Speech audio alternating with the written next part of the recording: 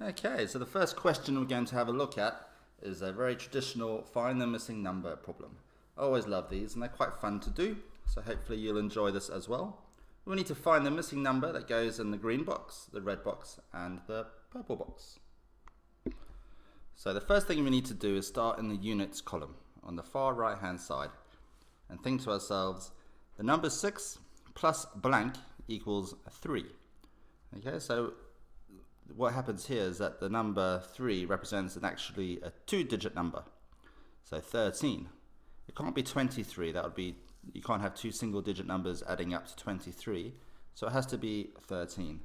So in actual fact, we have to find a number. If I write a little 1 in there, that helps us. 6 plus what equals 13, and that's number 7. Then we move into the tens column.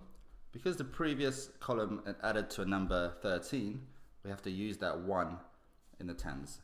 So it's 1 plus blank plus 5 equals 1 here. And so that's going to be 11. So we can either do 11, take away 1, take away 5 to find the answer, and that is 5. You can double check, 1 plus 5 equals 11. And then I have to carry the 1 into the third column, the hundreds column. And this time, we can just do 3 plus 4 plus 1 equals 8. And there's our answer. This next part involves some subtraction, which is often a little bit trickier than addition, but should be quite straightforward once you know how. Okay, so we need to find the number in the green box first, in the units column. So we need to think to ourselves, what take away 8 equals 5?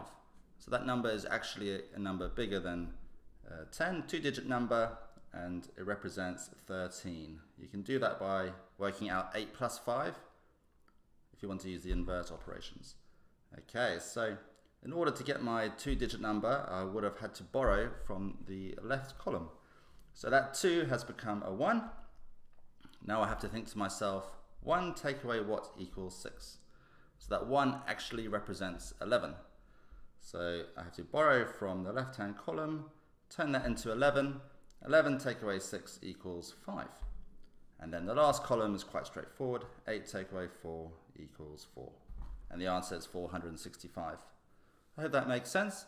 Have a go at the questions below for some more practice. Good luck.